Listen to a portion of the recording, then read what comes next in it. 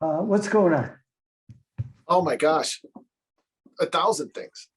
You know, Let's go, because just in case anybody was doubting, Powell failed miserably at what he set out to do, I believe. And to me, yesterday, and we talked about it other places. So I think the blog I put out on Sunday morning, which made its way around.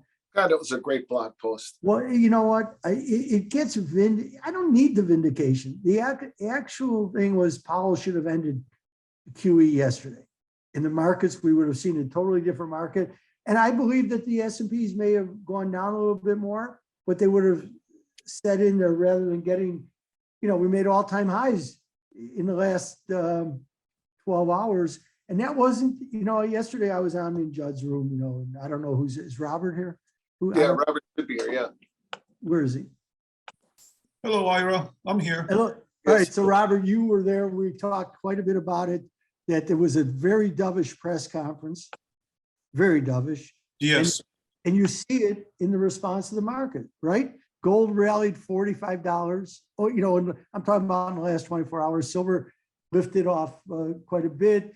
Platinum, coppers had a 20-cent rally back, you know. So, and this is all in response. And we saw, of course, with the equity market. So it all said, hey, because early in the week, I think the market was looking at what I thought needed to take place. And I think some of the people in the market felt that way too, which is why we saw starting on morning, we saw a fairly sizable sell-off in the equity markets, right? Ministers, I can't believe the nonsense they came up with talking about just green, the green world and nothing. I said, this has to be a joke. They just want to release it. But after listening to Lagarde this morning, we'll get into that. No, it's not. It's not a joke. I'm like, I'm truly amazed. I'm truly amazed that this is what they see. But they have really put themselves in such a terrible situation, and they're really afraid. They're afraid of the markets, and that's a bad thing. It's terrible that the central banks are afraid of the markets. The markets are supposed to be fearful of the central banks, not the other way around. And that's all political, right? Well, you know, they've just put themselves into such a bad situation because they just didn't know when ever to stop. You know, whatever we're doing, that's what we're doing. And, you know, Powell made a huge mistake by not, when he saw the economy really start to turn, let's say in February, March of this year, it was time to end it because it was an emergency measure by their own. Yeah.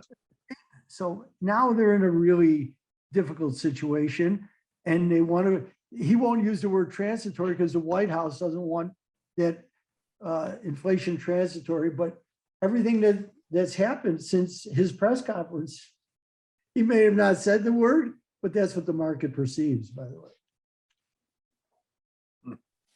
Hey, Ira, it's Mark. I wanted to throw out a question, given you had just mentioned emergency measure. You know, going back a recent past 10 years or so, obviously all the emergency measures have been cut.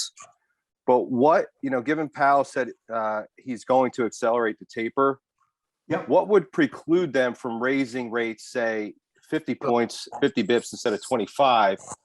And part two of that question is going back. I was trying to look up all the times, you know, that they had raised, and, you know, one particular area from, you know, obviously the mid 70s, so 74 to 75. In 74, the Fed increased Fed funds from 7% in March to 11% by August. So When was that, 74, 75? Yeah, so 1974, the Fed increased Fed fund rates from 7% in March to 11% by August, and inflation continued to remain in double digits through April of 75, and the Fed increased the benchmark to 16% in 1975. So you know, we obviously there was a huge recession there, and that's well documented. But to your point, where the Fed is afraid of the markets, I would assume that they wouldn't raise or emergency raise 50 bips at any one time. Do you think they would ever move 50 bips? Mark, this Yeah. is such a wonderful question. And this is the ghost of Alan Green, because he was the one. I mean, they used to raise rates 50 basis points, 100 basis points. They certainly cut them 100 basis points when they wanted, right?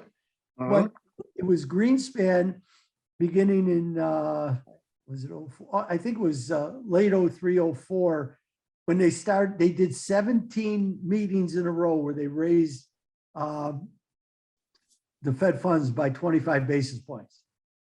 So they did them in baby steps because he didn't want to, I guess, spook the market more than they had to. So he basically laid it out. Okay, so they went from, I think, yeah, for sure. They went from 1%, because I think that's where the rates were, and they took them to 17, right? Yeah, 5.25.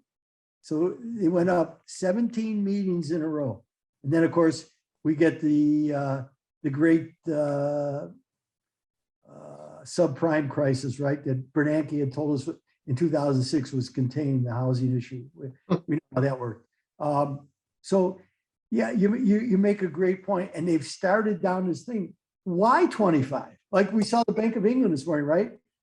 They raised 15 basis points, which was, the market took it as, whoa, we're surprised. They had to do something because the market had built in expectations of them doing something. But I will tell you, that was like just bowing to the market. They did not want to get into a situation, so they did 15 basis points. This is such nonsense. 25 basis points, and tell me, why can't you go? Again, if I ran the Fed yesterday, I would have, because I promised you that we wouldn't raise rates into QE. So to answer you, I would have ended QE tomorrow, and then at the next meeting, I would have raised 1% and say, okay, we are doing 1% is still, again, real yields are what drives effective monetary policy. So when real yields are negative, it's an expansive policy. When real yields are zero, it's a neutral policy. When real yields are a positive, it's starting to tighten. And again, if I ask you this question, because you brought this up, so if I tell you what the 40-year average of real yields on 10-year US government debt, what do you think that number is? No, I couldn't even imagine. Mark, do you have any idea? Over a 40-year time period? It's the 40-year average of real yields, because you brought it up. So we're going to dig into this. Maybe 2%. I was going to say 4 Yeah. 4 to 5. 2.4% from the last reading I've seen. I haven't looked at it in a while, but I'm pretty willing. So, and you think right now we're probably in genuine analysis, we're probably negative 250. So if you think you're tightening, it's minimus. What are you afraid? See, they're afraid because they keep laying out, they love this tool of forward guidance, which is supposed to assuage what the market wants. There's no surprises. Here's what so it locks them into a terrible situation. I have not been, and I know where the academic work on this. I have the book sitting right next to me. Michael Woodford's book on it's called Interest and Prices. And this has been driving the backbone of the academic world probably for almost 20 years now, to give forward guidance so that you stop surprising the markets, and it's wrong. The markets need to be shocked. You shock them when things are going the other way, right? You shock them. You you needed to cut rates, or I'll go back to when what's his name from Soc Gen got into trouble, Jerome Courier, and they cut the rates 75 basis points. I think that was on the Martin Luther King Monday in, I think, 2005 or 2006, Mark. So as long as when there looked like there was going to be a systemic event for banks, they cut them 75 basis points on Martin Luther King Day. They had an emergency meeting. So you shock the markets that way. Why don't you shock them the other way? That's an asymmetrical relationship. I'm a hard money person. You know what? Shock them that way. But it's a very good question. Why did they have to raise? I wouldn't raise in 20. You know what? If I was really concerned and I felt that I was behind the curve, and you could see what the steepening, you know what? As soon as Powell's dovishness really bled into the market, you saw the 530 especially. It's 530 had a big range yesterday, especially for a curve. So we had a low yesterday of 53.3 and we wound up closing at 61. You know that, Matt? And today we were out to 69. So every aspect of this market has indicated that they view Jerome Powell yesterday as very soft. And today, Christine Lagarde also, I thought was very, very dovish. So there was no coordinate. I said they need to coordinate. They do need to coordinate. Yeah, they coordinated dovish, or nobody did anything. And we'll get into, if anybody has questions about the ECB, she did something very important today. And I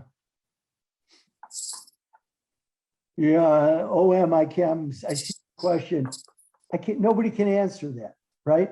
And yesterday, I have all my notes. Powell tried to slay the ghost of Milton Friedman, because Milton Friedman always talked about in his analysis of inflation and money, and is that it's very hard to work with because there's a time lag, right? And that's why it's very hard to predict.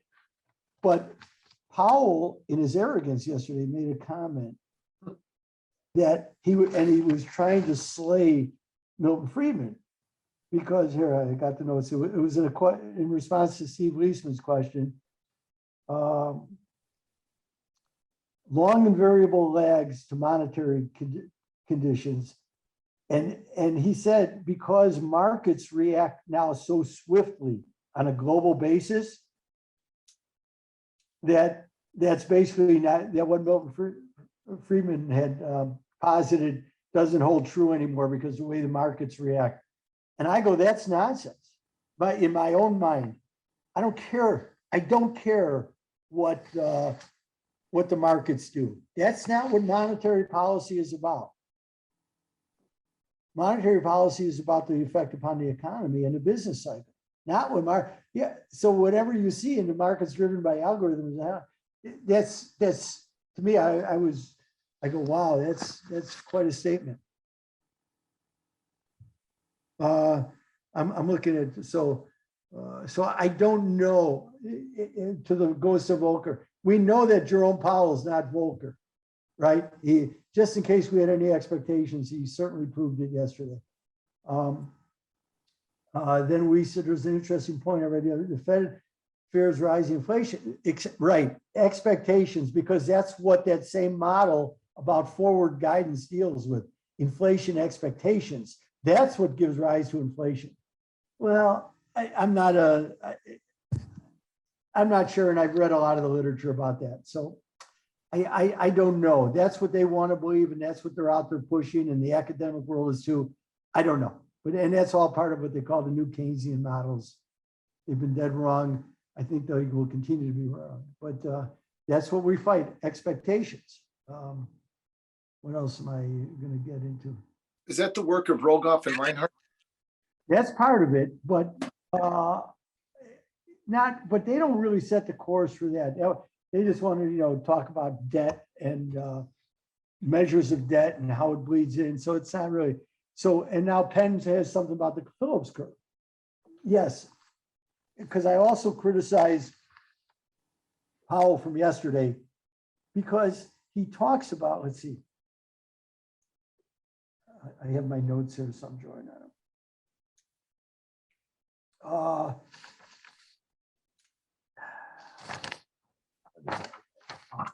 I know I have it here, Penn. It's a good question. Oh, because everything he talks about, right?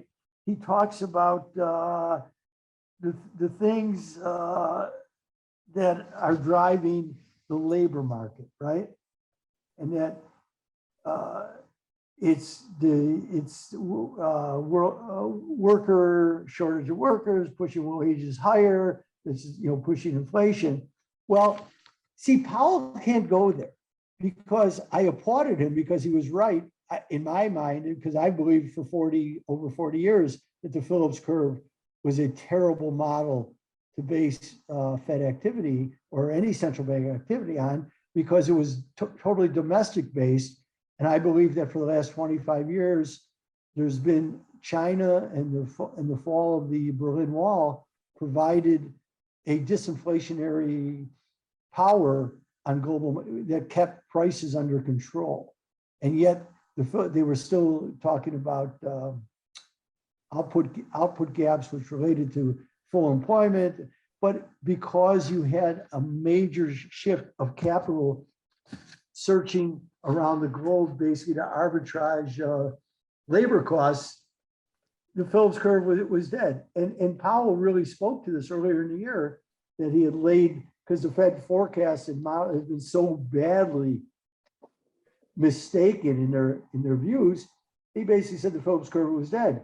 But yet everything he talked about yesterday, because he didn't really get hammered on inflation questions, by the way. I thought the media did, and I'm very critical of the journalists who show up, who get invited to this, but they actually peppered him, and it came from the more liberal media about the idea of what full employment is. And he had been committed to full employment, and now all of a sudden there's a pivot away from it. But he laid rising wages as being an important aspect of inflation because of the shortage of workers. Well, that's a Phillips curve outcome. And he can't go there. And nobody had challenged. I would have challenged him on that totally. Yeah, because you can't have it both ways. You can't slay the Phillips curve, and then when you start to get inflation, oh, it's a labor issue. No, it's a monetary issue, but they can't accept that. So they have to look to other things. So that was my point with that, Penn. I hope that answers that question. Hey, you guys all feel free. I know that there's a lot of questions out there, so just feel free to jump in and chat. Yeah, absolutely. That's Hey, why. Matt. Yeah. I've got one. Hey, Ira, how are you? Who is that? That's Matt. Hey, Matt. How are This you? row. Hi, Matt. Doing well, no complaints. I was wondering, more to the point on gold and real rates. Which one matters more, the 5-year real or the 10-year real? And is this like recent move off of yesterday just positioning? Because it seemed like a bunch of shorts got trapped, in that Yeah, trend line. you're right. And which matters more is actually the 90-day, believe it or not. Okay. Because when the Fed really wants to tackle inflation, they don't raise bond rates. In fact, bond rates will stabilize. That's why you get the curve actions. They go after overnight lending, right? If I want to have an impact on borrowings, which is what the rate playing with the rates does, I'm going to raise and squeeze money on the short end. Now, I can do that other ways besides directly raising rates. I can raise reserve requirements, which will tighten money up too, because then banks have to hold more in reserve, so they're not able to lend. But we can't play that game now because of what the Fed's doing with reserves, because they rein in the reserves and it gets parked at the Fed. And if they went to do that, well, it would wreak havoc. So that old tool is gone, but it's still on the short end. So if I want to affect, because what we're really talking about is borrowing and lending, is to affect to slow the economy down. When Volcker raised rates to 20%, nobody was taking out a mortgage, no business, you could, because rates went higher than inflation.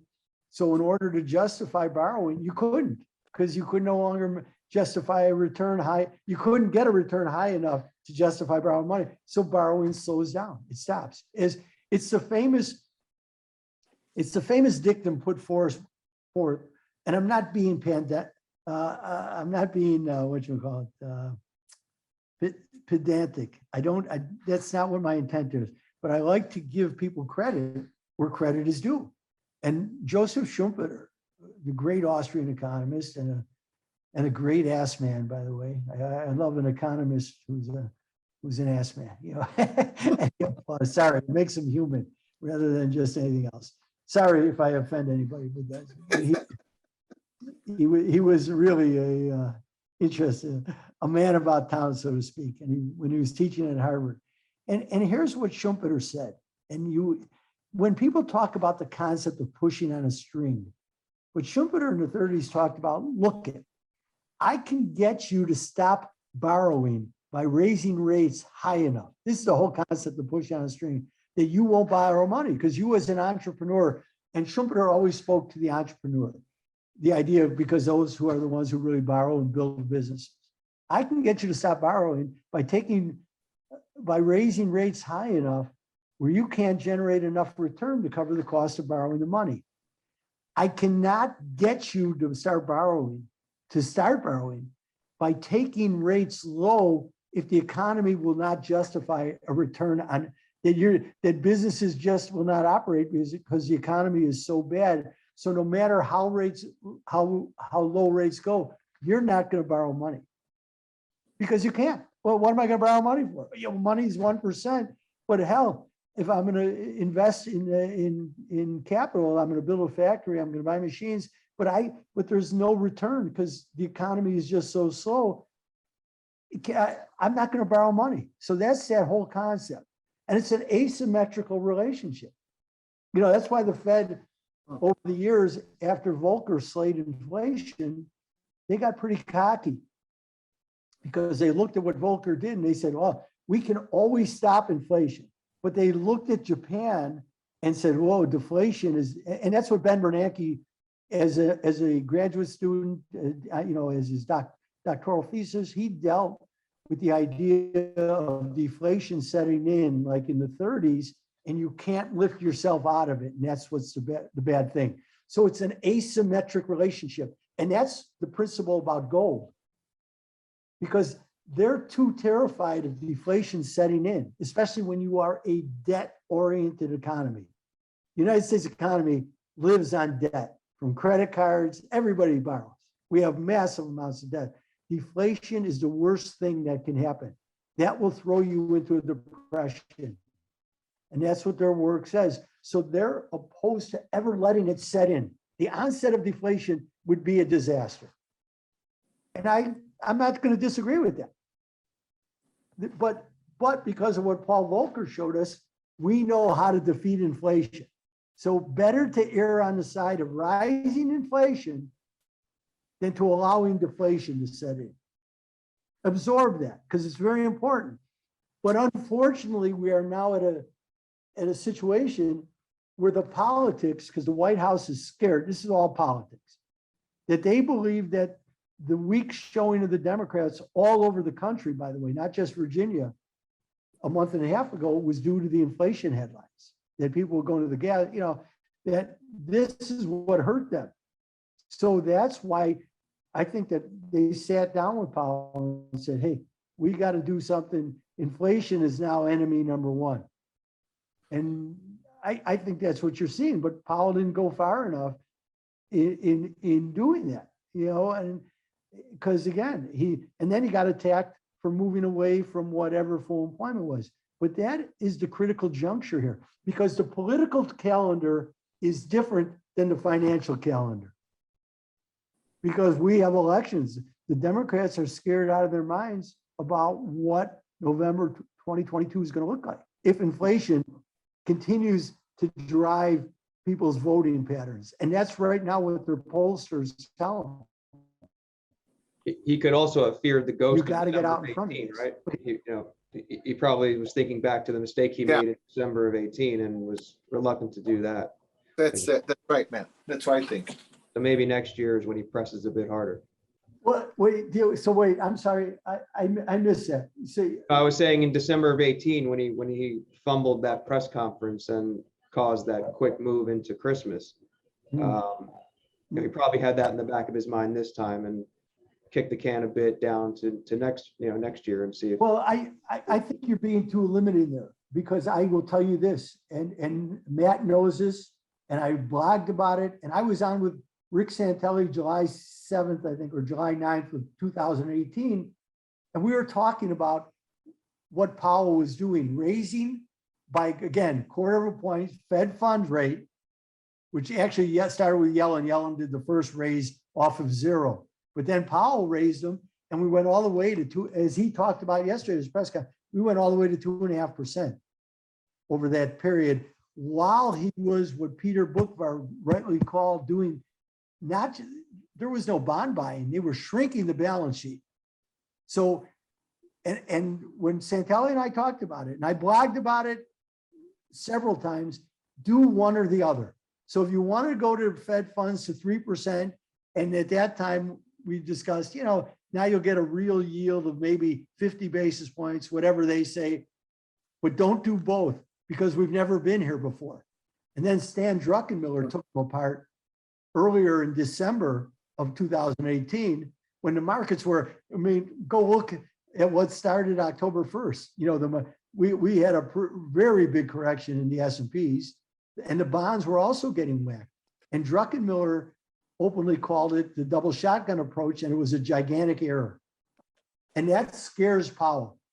So you're right to bring that up, but I wouldn't go to December, because what happened in December was more that idiot, and it's not a partisan statement, he's just an idiot, Mnuchin, who over Christmas Eve called the big money, a few of the big money center banks to make sure that they were all right. And that really set the market. And then Powell has to absolutely pivot beginning in January. So you're right. It was a terrible press because he didn't know what he wanted, and he was getting action. And that's when, of course, Trump was beating on him, going, what are you, an idiot? And tweeting at 3 a.m. So it was a hard time, and I didn't envy him, but he made a categorical mistake. And now he is scared out of his mind about it. He does not want to duplicate that mistake, which is why he went soft yesterday.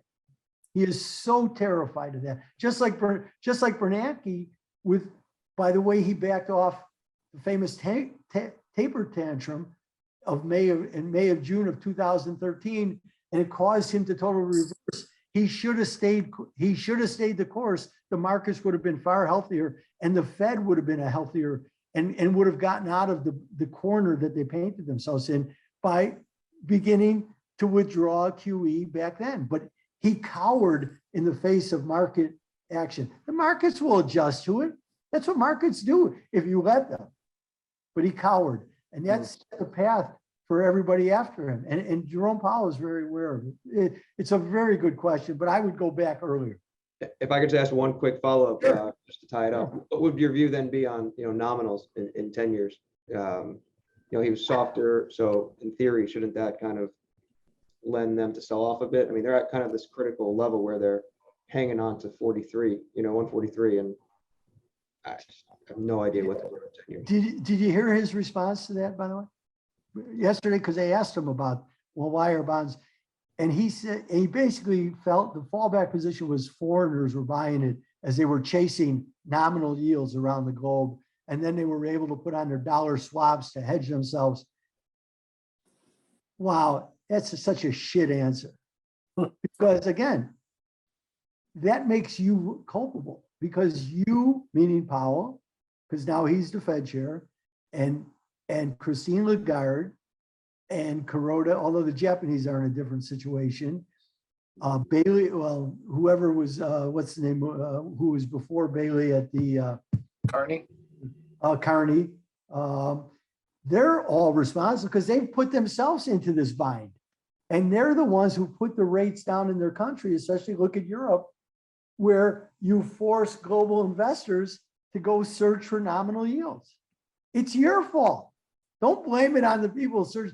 They've got no alternative. And if you're an insurance company, a pension fund, look at the Japanese, the biggest pension fund in the world, the government pension investment fund, which is $1 trillion, you know, so they're looking around the world. So of course they come and they drive those rates. But I'll also explain something else, and you have to know this. The Fed has a $8 trillion portfolio. They don't hedge it. They don't hedge any of that duration. And that removes an honest gatekeeper in the market, because people who had exposure were hedging. If you're an insurance company, a pension fund, anybody who needs long-term treasuries, if they got nervous, they would be hedging them, and that would put more upward pressure on the bond market rates, not downward pressure on prices, upward on yields. That's missing. So you have a huge, I don't know what the number is for the Fed. I really, you know, I see graphs of what the duration of their holdings are. You know, most of it is within T-bill, short-term T-bills to 5-year, I think, when I look at that. So the brunt of it is, but it's still a significant player on that end of the market. So when we talk about nominal 10-year, I mean, what's the 10-year this morning? I think 143. 143? Yeah. 143. It's laughable. It's laughable, except when you've broken the market and you think it's going to give you any kind of signaling mechanism, it doesn't. It can't. It can't. You know, one of the most dangerous places to be in the 90s was a short seller of Japanese government bonds, JGBs, right? It was the biggest no-brainer fundamentally to be short that market.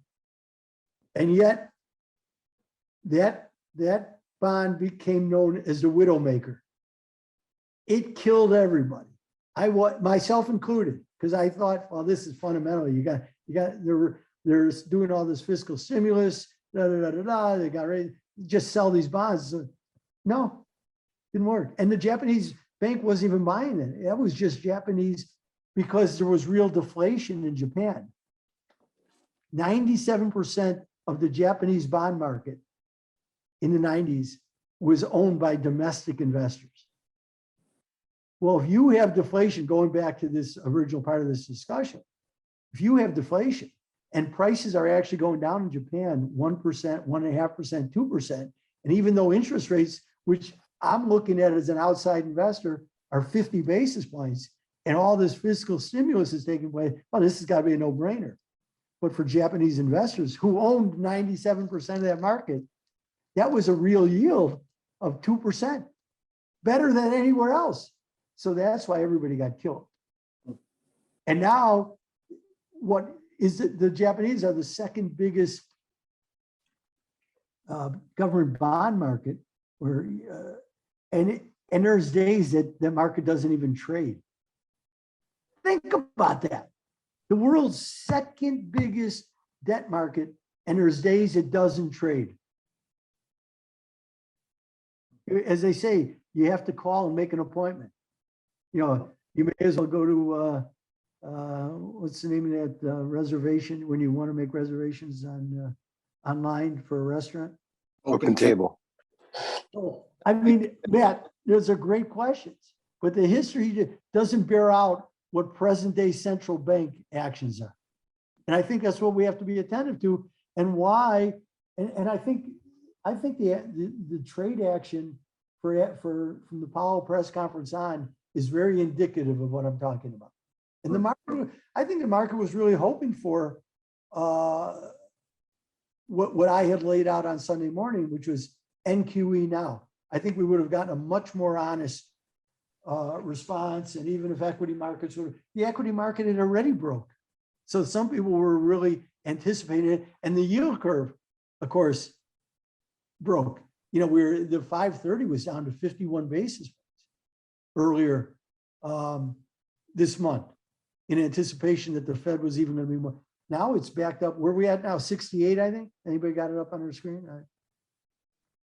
I'm pretty sure. Let me go see a couple. I just hold on. I got it. Wow, interesting. Hey, Ira, Yep.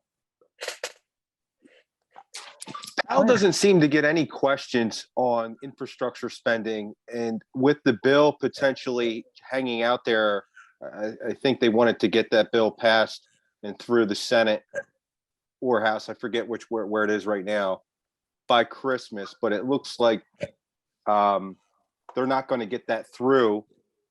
But obviously they scored it, and I'm just curious what the Fed thinks if that bill passes, or if it dies, and what the impact on Fed policy is then.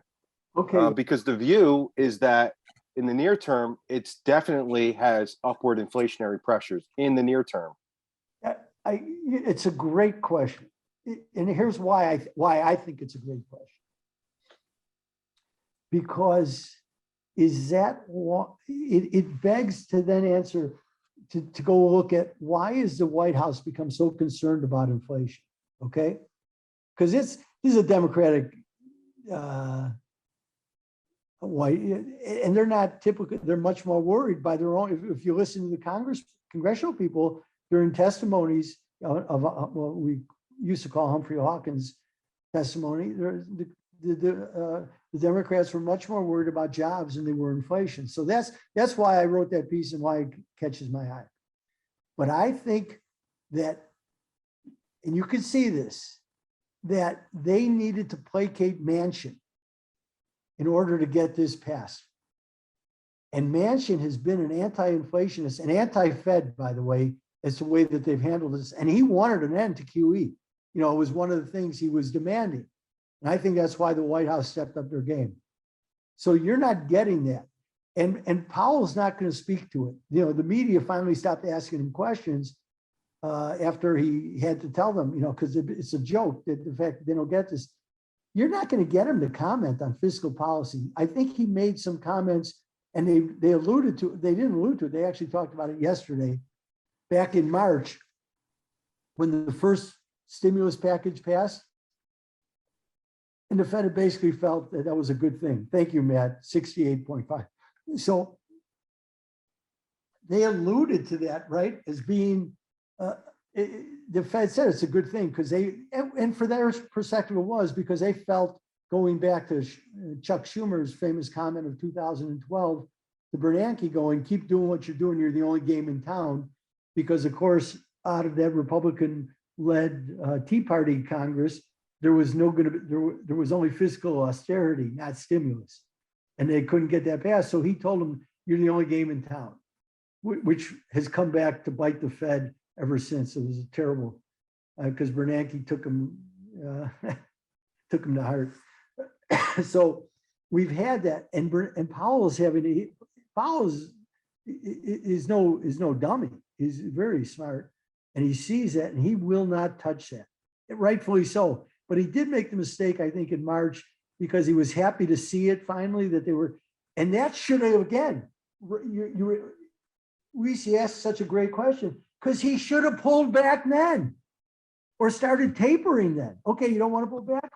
Okay, we just got the stimulus package, but he waited and waited and waited to see what the impact, and now that the impact is there, now he's saddled with a headline inflation. And I really think that the White House came out and they had to against inflation because, number one, they reappointed Powell because they were not looking for another political battle at this time. I think that had a lot to do with it's a mistake to reappoint Powell, but I think that had a lot to do with it. And the inflation stuff is to placate Manchin and maybe a few others because they, I'm not sure about, I'm here in Arizona, so I'm not sure about, what's her name? The Arizona senator who has seemed to side with Manchin.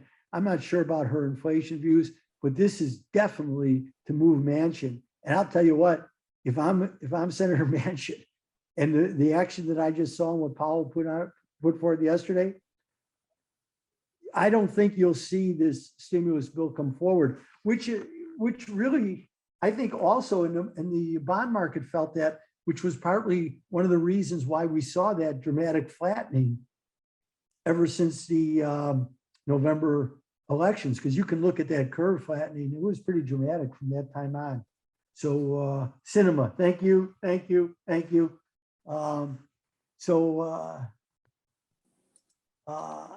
think that had something to do with it. And now that it's kind of run its course, and I don't think we're going to see this bill. And somebody somewhere yesterday tweeted out something that if you were going to get the next leg of the infrastructure that they keep putting, the Build Back Better, it would have been brought forth by Schumer already. He doesn't have the votes. And I don't think that Powell, in fact, I'm glad you asked that question, because I made a note to myself that everything he did was to undermine. If they were looking for that, it got undermined. And if I was at the White House, I would be none too happy if I was truly concerned about the inflation for that reasons. So that's how I would answer that. And yet I think that the one aspect of it, the child care, and with the elderly care, I'm not going to comment, but I'm 68 years old, and I was very politically active in the late 60s, throughout the 70s, and even into the early 80s, and on the far left, places that you can't even imagine. And I was a big believer in a Head Start. Now, Head Start was a phenomenally successful program in the late 60s, but the money was going from the federal government almost directly to community and neighborhood-based organizations. And where Matt grew up, he'll tell you about it. They were, the Irish Power in Bridgeport were not happy about it because there was a lot of patronage jobs at stake with that money. And the money was going to the Black Panthers, by the way. The Black Panthers were doing some great community work. Let's get beyond Eldridge Cleaver and Bobby Seale. And They really were. They were doing some great work. And a lot of that was coming through the Head Start programs. They were feeding the kids and getting them into preschool, because child psychology in the 50s and 60s, in dealing with how to educate kids, the earlier you got to them, where they learned how to learn, that was really the lessons, the better that they could do in school. And that's what they were trying to do. I was a big fan of it. And when I was in college in the 70s, I took a community psych course. I still remember the guy's name, Tommy Moore. Him and I became really close because he loved my views. I was a Black professor, which were not many at that time. I was at the University of Illinois. And I gave a couple lectures in his class after I finished with him about military spending versus community action programs. And him and I had some great conversations, but I thought it was a great program. But it was people like Rizzo in Philadelphia and Mayor Richard J. Daley in Chicago who killed the programs because the money was bypassing them, was going directly to the communities, and they couldn't control it, and they hated that. So when they talk about childcare in this bill, I'm a big fan of it. But there's so much more in there. If you're going to attack childcare, attack childcare and get these kids learning. But too many hands and too many other things saddled in it. And Manchin's right. Manchin will. Yes, I know, Penn. Yeah, he has his eyes on it. But you know what? Maybe And that's what they're calling him on Twitter. They're calling him President Hey, Manchin. Yeah, because he's got more power because he's holding up everything here. But you know what? If he's a centrist with a pretty good view on things, why not? Right. God knows what I've seen, both sides the other way. George W. Bush could have done great things, but he just got bogged down in trying to be the anti-terrorist president. And really, because I thought George Bush, the second I'm talking about, he was right on immigration. He wanted to do, actually the Democrats blocked him because he wanted an amnesty program. I believed in that amnesty program because what were you going to do? Export 11 million people? Okay. No, Ira, I think part of the problem is when you have these black swan events that came, which was the 911. Right, right. So I think those things get derailed, unfortunately. No. But I agree with you. I'm in total agreement with that. He got sidetracked, and then he gets captured by other lobbying forces on different things. No, so I think he wanted to do this, but I think a lot of people come in wanting to do good things, and then you just get kind of laid away. So if Manchin moves to the center, and he, at least he shows leadership. I have to, and not Trump type leadership. I'm talking about leadership in that, hey, this is what I'm sticking out. Yeah, I know he's got his warts and his flaws. Who doesn't? Once you get to Washington, is to quote my dear friend Lenny Feldman, it's when he as the old joke goes, a guy goes up to a woman in a bar and says, "Will you sleep with me for $10,000?" She said, "Cash?" "Yeah, cash." She said, "Sure." He said, "How about 100? What do you think I am?" "Well, we've already determined that. It's just a matter of price." And that's the way Washington works. They're all whores. You go there with great intention and you wind up whoring for somebody. It's just true. And my whoring is non-gender based, by the way. So you can go. So yeah, he is, Mark. He is protecting his position, and he is in West Virginia. Thank you. Sometimes there's good ancillary effects, and listen, I just agree. I'm a fiscal conservative. I'm a social liberal. I'm a fiscal conservative because to me, debt is what always undermines quality government. And you keep building debt and debt and debt and debt, and eventually the debt has to get paid. I don't know if anybody, I'm going to post it in maybe I'll do a blog later, because I sat down with somebody I have holding such great esteem. Matt, I don't know whether you've heard it either. I did a podcast with Michael Pettis from Beijing the other day. Oh yeah. I haven't had a chance to listen to it yet. No. Phenomenal. I really, listening to Michael Pettis, who I have great respect for, we really covered a lot of ground, but we get to the debt issue. And it's interesting because what we talked about, we recorded it on Tuesday morning, 6:30 Arizona time. And that's, for him, he was done teaching. He teaches at Beijing University. But he's written, I've read for 20 years, I've read so much of his work, and I have great respect for him. But we talked a lot about the debt. And this morning in the FT, there's an article about the Evergrande debt, and the Evergrande is being sued by domestic Chinese investors. It's the foreign investors. There's 19 billion of dollar-based bonds that Evergrande, finance themselves with. If you're a foreign debt holder of Evergrande, good luck to you. Because and Pettis and I actually talked about it, and he was great with it. So that's my issue. So I'm fiscally conservative. So I applaud Manchin. I don't know, and I'm not, Mark, I'm not going to disagree with you about what his motives are. If it comes out great for the country, and it benefits and it slows certain things down, I'm not opposed to that. Yeah, now I don't think it costs a lot of money to be a social lib, because my attitude is, you know what?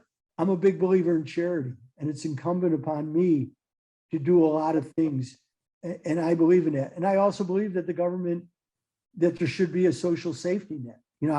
If you really classified me, I'm a libertarian, a strict libertarian, but I'm not naive about what needs to be done, and there needs to be a social safety net. And I don't want to waste the money on ridiculous programs. I want real programs that benefit people with real needs. So once we get down to that and we get rid of all the shitty pork, because if I cut out the pork, I could probably cut out 30%, or I'm not a defense spender. I am not a defense spender. I believe that the defense budget is so badly bloated and is the key element to why the budget process is so corrupt. It's military spending, which is why I hold Obama in contempt, because he put together, it was his commission, the Bowles-Simpson Commission. And I read that report twice, if not more. And they were onto something. And Alan Simpson, you can dislike Alan Simpson, but Alan Simpson is a budget person. And the first move that they wanted to make was to cut the defense spending 10%. 10%. And I said, now they're onto something. Now they're onto something. Because once you cut defense spending, everything else in the budget gets severely looked at. But they always, the defense gets a free pass because everybody agrees to spend on defense, because then their programs get voted on, right? Well, I'm willing to give you, that F-35 program, one of the greatest boondoggles of all time. But what are you going to give me? What are you going to give me? And I see it going on now, right now, because who's showing up to demonstrate in Washington? A lot of NGOs and a lot of American-based charities who benefit from federal government largesse. So they're worried that they're going to get cut if this doesn't. So they're showing up. They're disingenuous because they don't. You at least announce why you're there. Don't tell me about your goodwill. You want the money in your pocket. Whether we can go, because I've seen this game. I've seen this game. In the early 90s, there are people who don't talk to me because I've always been on restricting budget, but I want responsible, clear spending and not all the pork. But the pork to me, comes out of appropriations because of defense. That's the trade-off, because again, politics is the art of compromise. So in order for me to get those Abrams tanks, what are you going to give me? So that's my only problem. And that's where it doesn't cost a lot to be a social liberal, by the way. I don't believe that. It only gets expensive in the compromise, and most of the shit that goes through, of course, takes place, as we say, at 1 minute to midnight. All bad shit happens in the dark. So you can discuss, and then all of a sudden, all the lobbyists who have their best projects, they get put in at the last moment, and everybody's so exhausted. Yeah, just do it. And so that's what I'm opposed to. So I would disagree with that. Yeah, or Christmas Eve, right? They always do things when nobody's looking. But you know what? Somebody's always looking because it's in somebody's interest to be looking. Oh, I had that long discussion with my daughter yesterday about the SEC move. Interesting, right? I mean, a lot of OTC business out there, and it's big. Yeah, and it could really screw up the money market funds, which could really, but they're a little late to that party. And look I'm not a fan of the prime broker game, by the way. I've been trying to put handcuffs on it for so long that when I was on the CME board in different meetings, they would tell me to shut up because, so much business as they measure it fell out from there. But I believe that the prime broker game actually aids and abets the over-the-counter market far more than it does the exchanges. I believe there's a lot. I love the exchanges because there's so much transparency in the over-the-counter market. There is no transparency, but I'm going to give it to you in a different way. The fact that he chaired the CFTC back in 2008, in the Obama years, and now he's at the SEC, and in the interim, he taught blockchain and crypto at MIT. I mean, Gary Gensler is a very smart person, but he sees a way to power grab here, and I think he's being quietly cheered on by Lizzie Warren and Sherrod Brown, two powerful senators.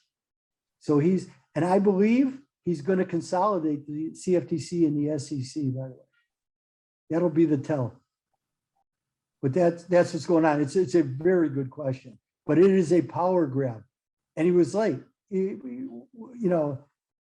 should have done this right after, they understood what took place with Archegos. So very interesting. let me see, Robert Lagarde was much more cautious. She was very cautious, very cautious. And look at the most important thing for her is Friedman will be gone after December 31st. So what does she do? They double the asset purchase program while they confirm that the PEP bond purchase program will end March 31st, as it was expected. And they're also going to cut back, which is why the European debt markets took it on the chin for, the Italians were up and then they killed them. But as we started this conversation, Robert, she singled out the Greeks, right? That they would keep. Yes, several times, almost Yeah. like talking to children. Right. And that was not about the Greeks, by the way, but that was a response, though. There was an FT article on Monday in which the Greeks were begging, and I mean begging, you can go read the article, for the ECB to keep buying Greek debt, because really under the rules of the Lisbon Treaty and the requirements of the European Central Bank, they're not allowed to buy non-investment grade debt, meaning junk. And Greek bonds, even though the Greek, hold on. I believe that Greek 2-year notes are still negative. It's frightening. It's truly frightening. But I believe that that's the case. Hold on. Let me go to my, let's see, Carl. Matt, are you still here? Pull that up on Bloomberg. Oh, yeah. Well, no, it's all right. I'll get it. Sorry, I'm on the phone with the client. I got Oh, it. yeah.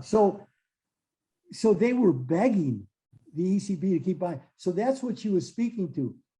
But understand in no uncertain terms, and I actually bought the Italian bonds when the second time she talked about it. The first time in her introductory remarks, I said, but the Italian bonds were getting crushed because, of course, they were going to cut PEP, and that's what the market was reacting to.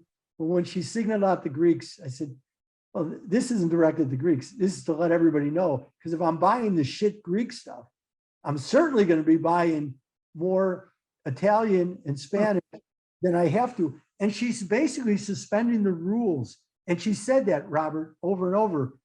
They're not being bound by the capital key. And she read that paragraph from her introductory remarks 4 times. And what are the critical notes there? Optionality and flexibility, right? How many times did she say it?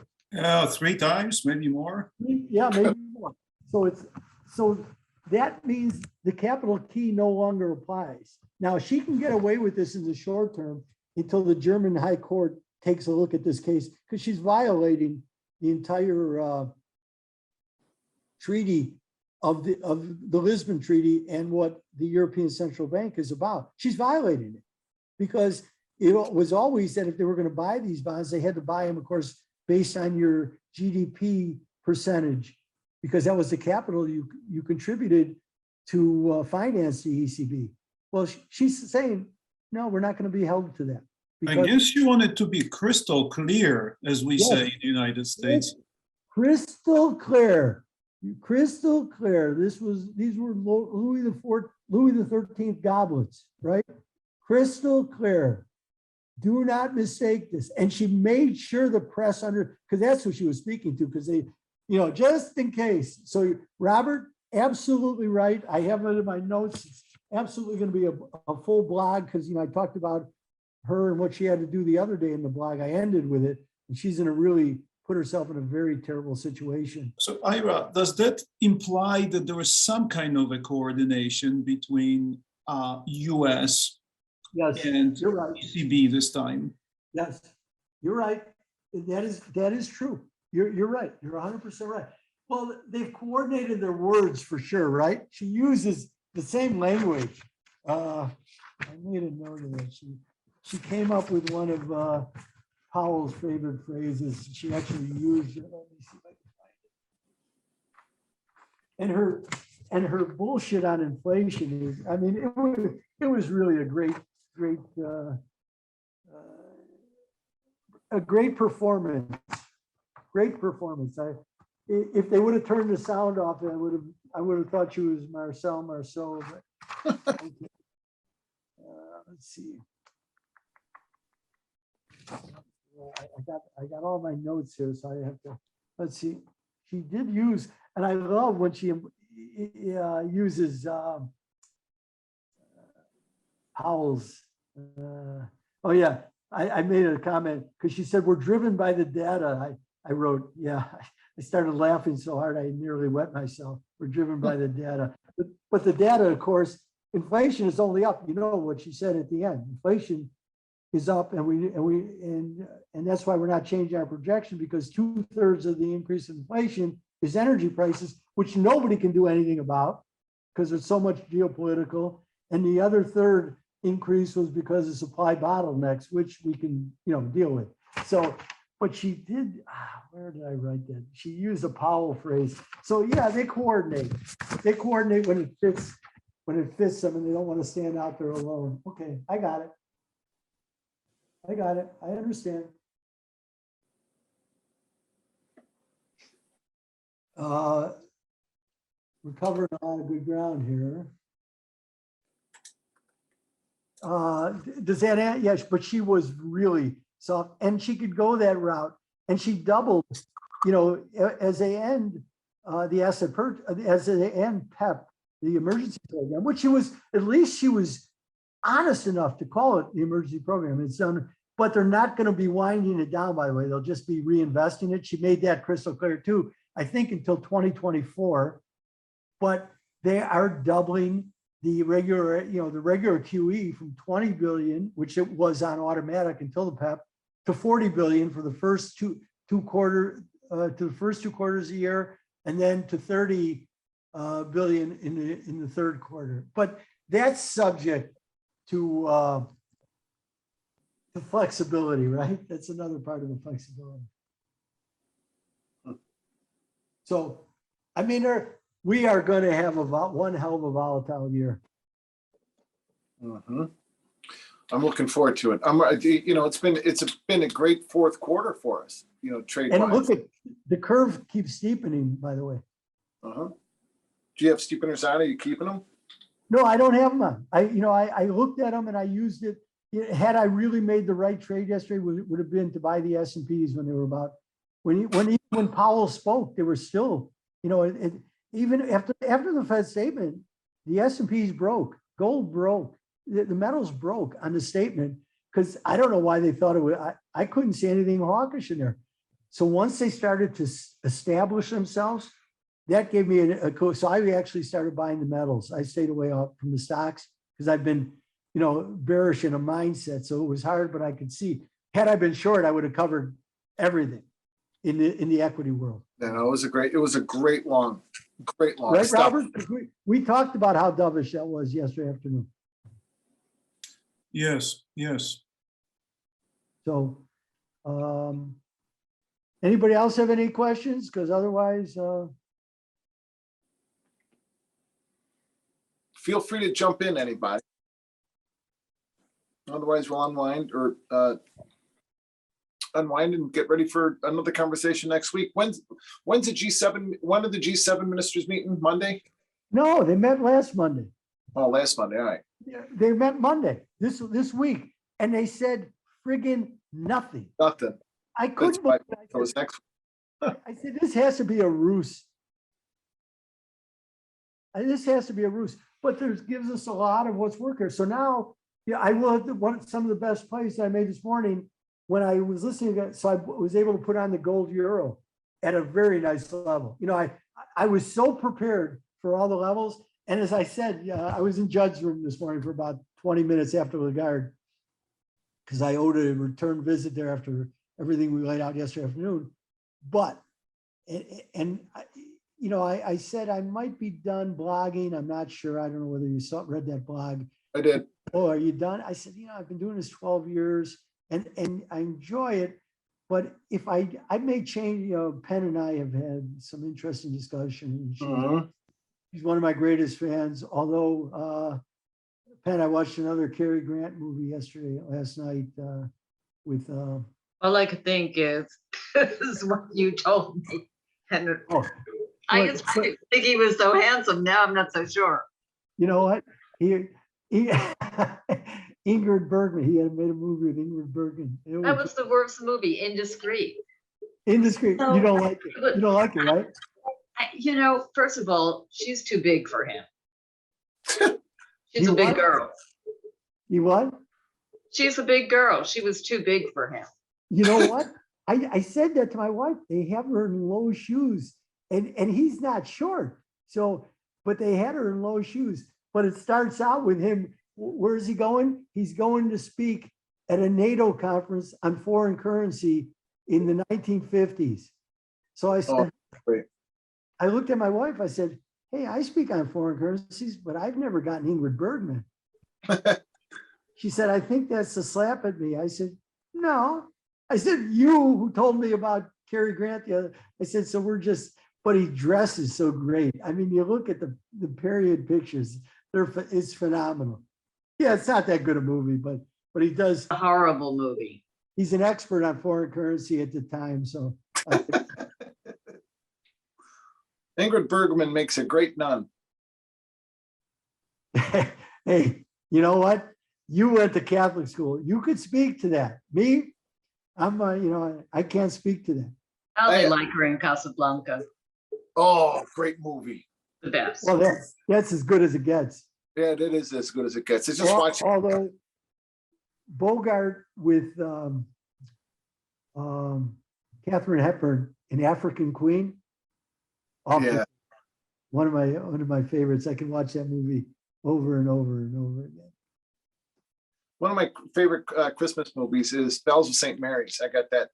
Yeah, and last night I watched It's a Wonderful Life later. Oh no, that was on. I like Yeah, The Man Who Came to Dinner. Yeah. Too many friggin' commercials. Yeah, there are. Because it wasn't on the movie. It wasn't on Turner Movie Classics. It was on one of the other, and it was just way too many commercials. Hey, Pax, great call on the markets, by the way. That was great. Oh, Super. thank you. Yeah. Good. So I mean, we've really covered this, and this is going to, this is going to play out. And I made a couple plays this morning. I actually sold the equities, but I covered them with a little loss because I was using them as a hedge bet. But Going back to some of Howard's stuff, as 4602 was the expiration. The expiration target yesterday. That was yesterday's low. So was that the low? Yeah, I know it was right down there. Right. Yeah. So the market came out of yesterday's opening range at 46.25, straight down to 02, held twice, then came up back above the opening range, and it was an obvious long up to 47.11, which is our quarterly target, right? And our swing target above 47.11. We've got the equal distance swing from expiration up to 47.41. So these levels have given us really, really clear trades and really good trades using the opening range to be able to establish our stuff.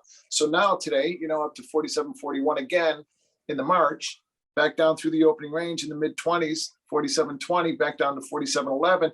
NASDAQ is weaker. NASDAQ took out 16,060. So the S&P is just going to sit for the rest of the day. Well, it's interesting because, as I talked in Judge's room yesterday afternoon, I didn't buy the equities, but I'll tell you what, when I saw what was going on with the curve starting to steepen, the gold silver had hit the 200-week moving average. Still rolling. Up at 82.15.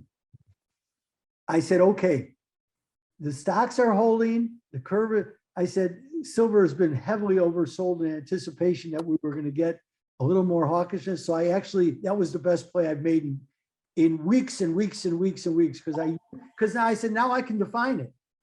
And now, if you look at the chart, was a massive point, but I waited for so long. So that's why the blog will probably, if I keep writing it, I'm going to change the name to Deliberate, because that's what we're going to strive to do, is to make our trades deliberate.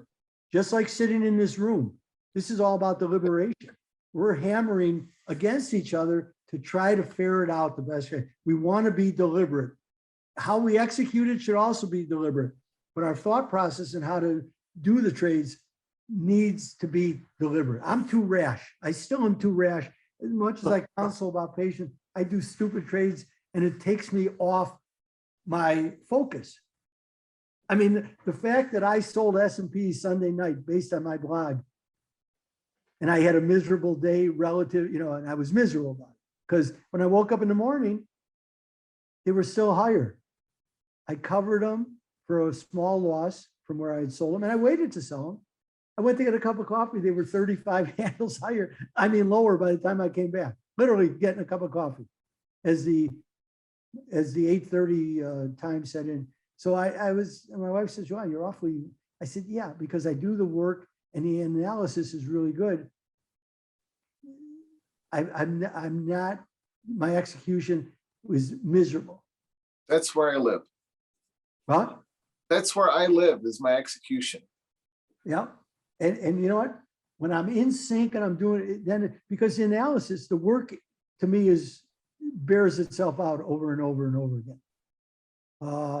Yeah, I'm wrong at times, but I'm more wrong in execution than I am in analysis. And that's means that I'm too rash and I have to be much more deliberate. And I am patient. At least I wait for levels so my losses are minimus, but it's just, I'm not doing what I see. Like yesterday set up so well because you could see everything in place.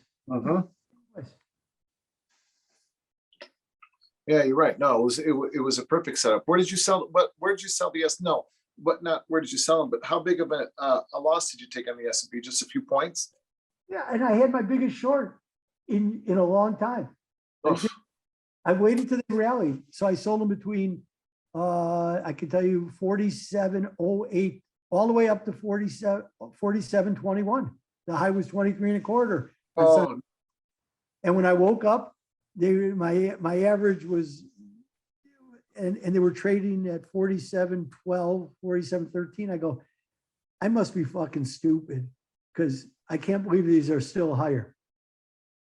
So I took that. I said, I'll wait till the market opens. Let me see. And by the time, I'm telling you, I went to get a cup of coffee. Yeah, we melted. And I said, and I didn't want to chase them. Yeah, that was I think it was Monday morning. That Monday morning open, we just started Monday or Tuesday. We just started the melt. No, Monday, and yeah, there was no really sizable enough rally because I waited because I had a play that I was trying to work, being actually long Canada and short the S&P. It's also rollover. I can't stand the rollover. The price action rollover changes a big deal. I know. But here we are. You know what? I strap it back on and I get back up on that horse and you know what? And the last even through this morning, I put the when I was listening to Christine, I said, well, this is, and the yen was up like 10 points and the euro was up 70 points. I said, this is, I said, I'm gonna, and all of a sudden I put that on. So I had a few good trades this morning, but I get back up and I do the work because again, I believe the work is good. People say, it's yesterday Angelo asked me a question. He said, or 2 days ago, is this a hobby for you? This was after I did the Pettis podcast. And I'm telling you, if you have views on China and you want to see where China fits in, it's a really good podcast. It really, I've listened to it now twice. Penn, can you attest to that? Well, I got through part of it, but Porter was intent on watching some movie and he wanted to listen, but he was bifurcated. So no, but we're going to listen to it. We need to spend the weekend listening to it because he's such a I will too. Yeah. cinephile. I know. And Pettis is as good as it gets, really, on China. This was an honor for me, really. It's one of the great honors. You know what? I've never heard you speak, so that you're that enthusiastic. In other words, I've never heard you. I mean, you always comment about, your interviews that you've had, but you loved this conversation and much more, you love the subject. Yeah, because, I'm having read him and he's a global macro person to the end and puts China as to how it all fits in. So that's really exciting to me. So, but, I just keep working at it. So Angelo asked me, he said, is this a hobby? I said, no, it's not a hobby. if I had a hobby, I'd be better off going to a casino because I know how much I can lose. And it's not, it's a joy, and it's not work. It's work because of the duration is work, and the toiling to get it right.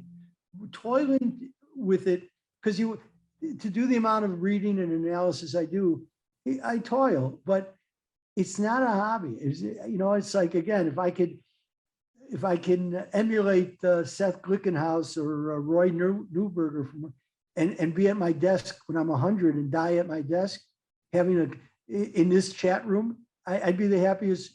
I mean, look, work is not what defines me. It's not. I have kids, but work is important to me because I want to do it right. And all I have is a foundation of knowledge. And I can't, as I told my kids, there's no business for you to inherit. There's no business for you to walk into after you graduate college. I can teach you, but I have no business to sell. I have nothing to sell. All I have is my intellectual property that exists between my ears and what I do with it. So if I want to do that right, that's all I have. And so I may as well keep doing what I'm doing. Because again, only if people pay me for providing them with input and an alternative and the ability to deliberate, then that has value to them. But otherwise, I have no business to sell. I have nothing I can give to anybody. Well, so this is what I do, not a hobby. It's a joy, but it's not a hobby. And I know people who have hobbies who are miserable with their hobby. Go ask any golfer.